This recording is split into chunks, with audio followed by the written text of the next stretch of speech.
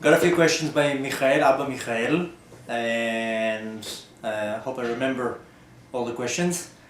The first questions that he's asking is that he's saying that in our generation most poskim say that a person who was born not religious and didn't get a religious education is considered a tinok shenishba, like a baby that was captured, and he can't be basically judged for things that he didn't know anything about it. So, and in the question he's asking, why, if I was like kind of tinok shenishba, why was I judged so severely? So I'm gonna answer it the other way around. First of all, I wasn't judged severely at all. I was actually judged very kindly. I was barely even judged. Now going back to the beginning, it's right. A tinok shenishba is a person who, let's say, doesn't know better. He wasn't educated, and he was brought up secular, not religious. He didn't know nothing, and it's true. When a person doesn't know something, then he doesn't get judged for that. But in my case, there's two things. First of all, a lot of the things I knew. I grew up in Israel, and in Israel, and even in regular school, in public school, they teach you Torah. And they teach you even Torah Sheba'al Peh, oral Torah. And they teach you all the holidays. And I did bar mitzvah, and I had religious neighbors, and I knew a lot of things. I just chose not to do it. I knew, maybe I didn't believe, but it doesn't mean, it's two different things, knowing and believing. So I knew you're not allowed to do many things. I knew you're not allowed to eat meat and dairy, and I knew you're not allowed to eat different animals, and it's not kosher. And I knew many things. I just didn't care. I knew that you're not allowed to eat on Yom Kippur. I didn't care. I just decided to eat because I wanted to eat. And I knew you're not allowed to do many things, and I just decided that it has nothing to do with me. I didn't have any interest. And so in my case, many things I didn't know, fine, but a lot of things I did know. The second thing is that even when a person doesn't know, let's say a person is a tinok shenishba, a person who grew up completely secular, didn't know nothing, nachon, you're right, he's not going to get judged for what he didn't know. But the fact that the person did an avera, the spiritual blemish that was caused because of that, still there. So it's almost like taking a scenario, a little kid, that, he opens up the fridge and he takes something out and something falls out of his hands and smashes on the floor and the whole floor is a mess. So, the parent is not upset at the kid, it happens, he's a little boy, he didn't know, fine. So the parent is not upset and the child doesn't get punished. But the fact is that the floor is still dirty. So it's the same thing. Nachon, the person doesn't get punished, he doesn't get judged. But when a Jew, did an avera, a sin, there's a spiritual blemish. He created a spiritual blemish in the world. And that spiritual blemish still is there. And that person who did that blemish needs to fix it. So even if a person didn't know anything, he still is kind of responsible to different averot, different spiritual blemishes that he did. Now it's a very broad subject, so don't take my words, literally every little thing. It's a very broad subject, and there's a lot of details in it, and there's all sorts of halachot in this, and there's all sorts of opinions in it. But the fact is that when a person doesn't know something, he doesn't get judged for that. But there's a whole problem here, because a person is obligated in learning. A person is obligated in learning Torah to know what he's allowed and not allowed to do. So that's why I'm saying it's a very broad subject. So don't take me literally every little word that I'm saying. But in general, in some things I was like a tinok shenishba, and in some things I wasn't at all. I knew a lot of things. I just chose not to do it. And this is a whole different subject that even when a person doesn't know, he's still liable for certain things. Now, for the other things you're asking, is that I wasn't judged harsh at all. They barely even said anything. They just showed me my life. They showed me everything. Everything was out in the open. Everything was obvious, and they were actually judging me great. They told me, look, we're giving you a second chance. So I can for sure say I wasn't judged harshly at all. Now, I don't know how it is with other people. I can't say how it is with other people. Could very much be that a secular person who lived his life completely not religious comes up to Shemaim and they tell him, Shemaim, you know what? You didn't know. Forget about it. Don't worry. I don't know. I don't think it's like that. But I don't know. In my case, they didn't judge me harshly at all. It was the most embarrassing thing ever that millions of souls are looking and seeing and knowing what I did. It was very embarrassing. But I don't think they judged me harsh at all. It's a very broad topic, so it's very hard to answer it in a short answer. I hope I'm actually answering your question. The second question that Abba Michael has is if the black thing that I'm talking about is Kaf HaKela. Then the black thing that I'm talking about is basically the angel of death, the Malach HaMavet, who took me away from the body. For those who don't know what's Kaf HaKela, I actually have a video on my blog explaining what's Kaf HaKela, but in a very short version, Kaf HaKela is in a translation is a slingshot, and the punishment of Kaf HaKela is that they take the soul and they exactly like with a slingshot you throw a stone, they take the soul and throw it all across the universe. And they basically first show the soul all the good things, what it could have done, what it could have achieved. They show the soul the emet, the truth, and then they throw the soul across the universe, and the soul sees everything, understands everything, and knows everything, and it brings the soul tremendous sorrow. So the black thing that I went through is not Kaf HaKela. It was just the Malach HaMavet taking me, and basically, you know, almost like when you're going in a building from the first floor to the 40th floor, you have to go first floor, second floor, third floor, fourth floor. That black thing, that Malach HaMavet took me from one chamber to another chamber to another chamber, every floor, and every floor was basically my welcoming party, my surprise party by all the angels of destructions, all the Malachi Kabbalah that I created in this world for my sins. They were basically having surprise parties for me in each chamber, and that's why I'm not going into details in my film about the whole black thing, because it's long with a lot of details and not such nice details and very bad, you know, visuals, and it's not a nice thing, and that's why, and it's very long, which is kind of answering Michael's third question, which I'll get to in a second. So the black thing that I'm talking about wasn't even Kaf HaKela. Later on in the video, I'm saying that there's a part that's after I saw the light and I felt like something is like touching me and grabbing me, and I'm explaining in the video how I felt like that's like millions of trillions of gigabyte of information is being downloaded to me, and all the wisdom and the chokhmah and the secrets of the universe and the wisdom of the Torah and God, and it's just, you know, washing me, and it's amazing pleasure and all that. As all this is happening, I don't remember even what I said in the video, but as all this was happening, experiencing that amazing pleasure of knowing everything and seeing everything, I was like this amazing, I was this genius. I knew everything, all the secrets of the universe. I saw everything from beginning to end.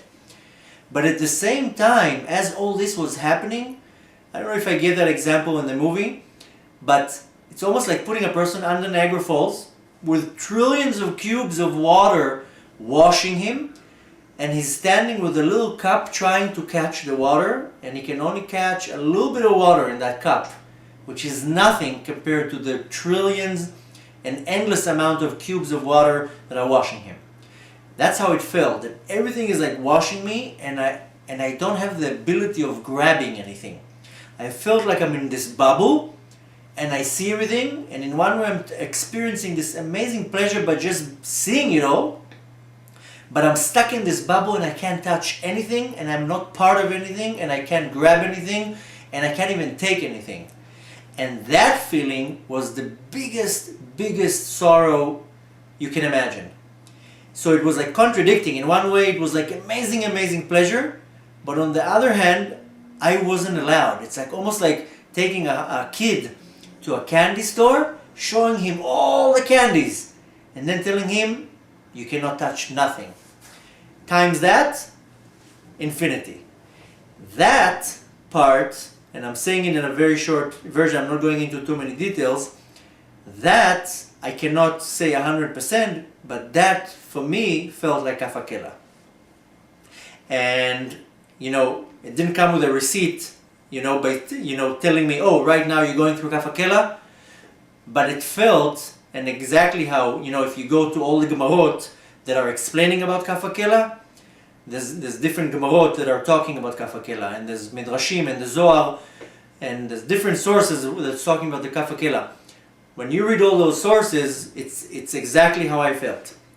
In one way, I was shown everything, the truth. I was shown everything, that I knew everything from beginning to end. I knew the whole picture. I realized everything. I was this genius. I saw everything. I knew everything. I saw everything. I understood everything. I was like beyond this genius. So it was this amazing pleasure. But as all this was happening, I wasn't part of it. I wasn't even let to even touch it or to be any part of this thing, of this amazing pleasure. And it was like the opposite of the pleasure, like tremendous sorrow that you cannot understand. That I was like, almost like, I always give the example of a person that somebody comes to him and tells him, give me now $100, I'm going to invest it in this company. And the person is like, it doesn't seem like a good deal. And 10 years later, that person comes and tells him, oh, you see this company? If you would have invested $100 10 years ago, now look at this company, you would probably be a billionaire by now. It's almost like investing in Google 15 years ago. 15 years ago, who heard about Google? Now, one of the biggest companies in the world. So imagine that person that says, wow, I could have invested such a small thing, and now I would be part of this huge company that's worth billions. It's almost like kind of the same thing, that with such little things in this world, they're like showing you such a small mitzvah. Look what you could have achieved. One mitzvah in this world, 5 minutes. Look, this would be the sachar of that mitzvah, the reward. And the person is like, you want to kick yourself in your head. So they're showing you like the small thing in this world that you could have done, and the result that you could have achieved and be part of. So the black thing that I went through is not kafakela. It's the Malach HaMavet basically taking me, elevating me, taking my soul basically, with going up all the madrigot, all the stages to be brought up to Shamayim, which was not nice at all. Kafakela, I cannot 100% confirm it, but I feel that what I went through with this whole part, that is the kafakela. Which is known that kafakela is actually before the mishpat. Another thing that Michael was asking is if I saw the 2 movies of Chotam HaEmet of Rabbi Nir Abujan, and another movie, I forgot the name. I saw both the movies. I went through similar things, but they're a little bit different. What Nir Abujan is saying about how we saw all the battalions of the Malachim, and I saw it in kind of the same, but each one remembers it, or experiences it a little bit different, and he puts it in his words to explain how it is. So each one sees it a little bit different. I went through, pretty bad stuff in that black thing.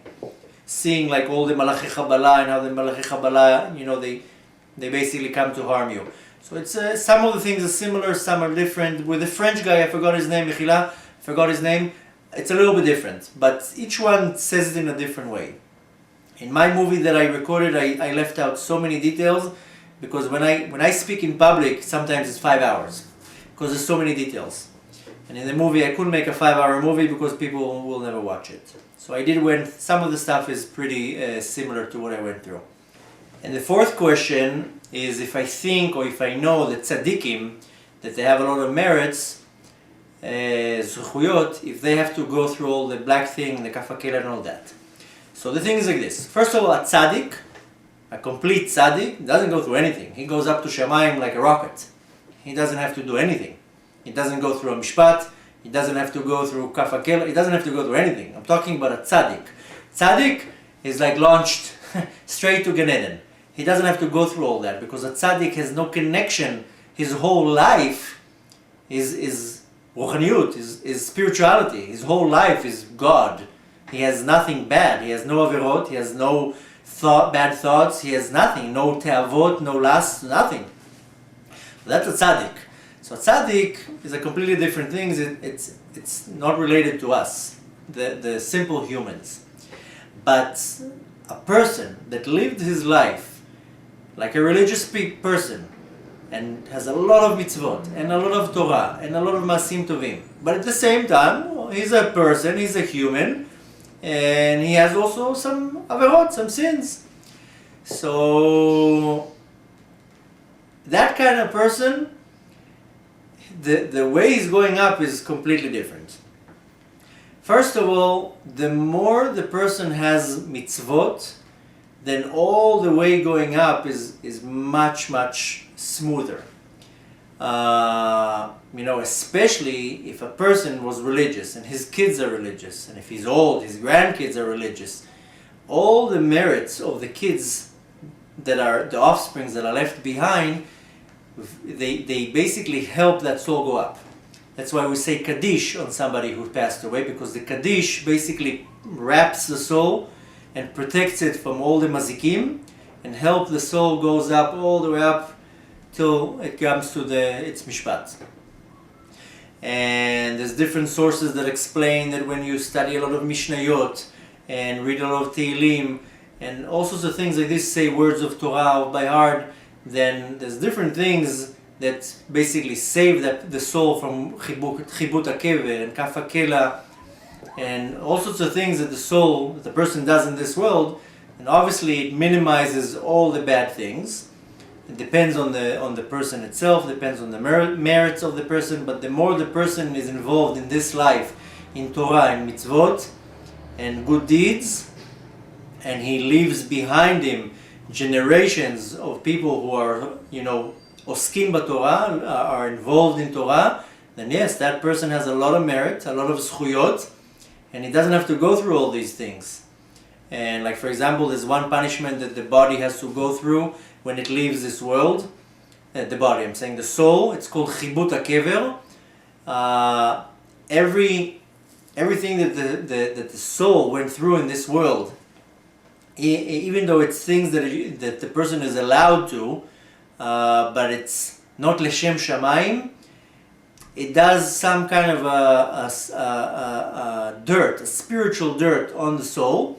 For example, if a person eats, all week long, he eats like, good food and he's enjoying the food and he's not eating it l'shem shamayim.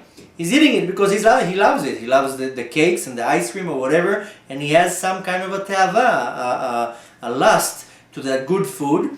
So he's not doing an avera, he's not doing something bad, but he's not doing something that is l'shem shamayim. So there's two different concepts here. There's something that is completely holy, which is anything that we do on Shabbat, and during the week, there's two types of entities. There's one entity that gets its livelihood, its chayut, from klipat noga, which klipat noga is a mediate, also has a little bit of good, has a little bit of bad.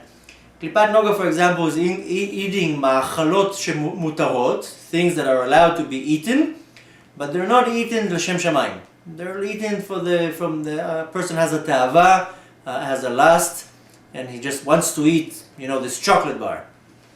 So he's not doing an avera, he's not doing a sin, but he's not eating it for the sake of heaven, l'shem shamayim. And then there's a lot of things that they get their livelihood, their chayut, from what's called shalosh klipot atmeot, which is machalot asurot, for example, like things that you're not allowed to eat, unkosher meat, and all sorts of things. So when a person is involved, I'm not talking right now about dvarim asurim, things that you're not allowed to, then that's bad.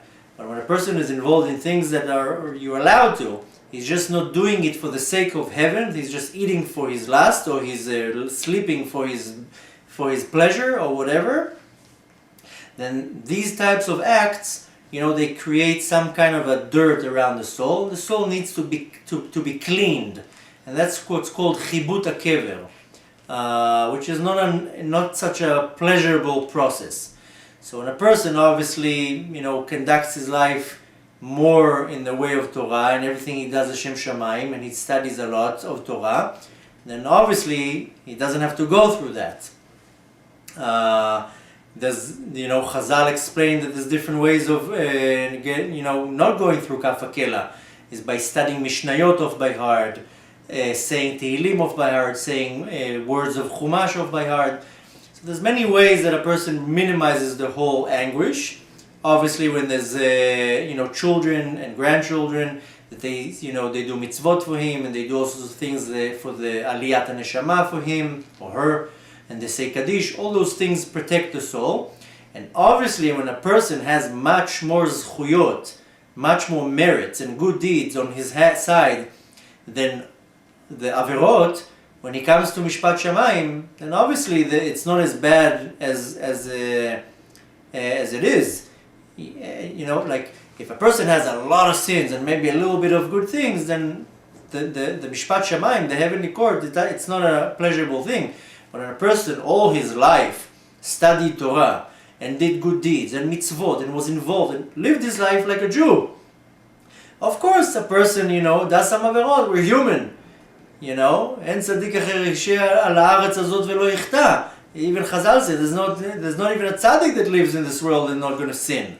Look at big people, big tzaddikim in our history. David HaMelech sinned. Adam HaRishon, the first person in history, sinned. So who are we? But the trick here is to have more, as much as mitzvot and Torah and Masim Tovim. Because when you have a lot of that, all the bad things are small. And then the whole process of the trial is simple and easy.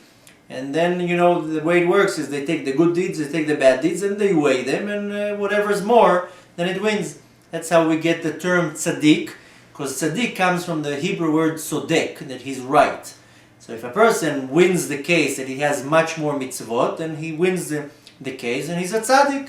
Doesn't have to go to the Gehenom, doesn't have to go to hell, just go straight to Gan Eden. So obviously, the more that we live our life the right way in this world, then obviously, I have a motto that I say, whatever we do in this world echoes in eternity.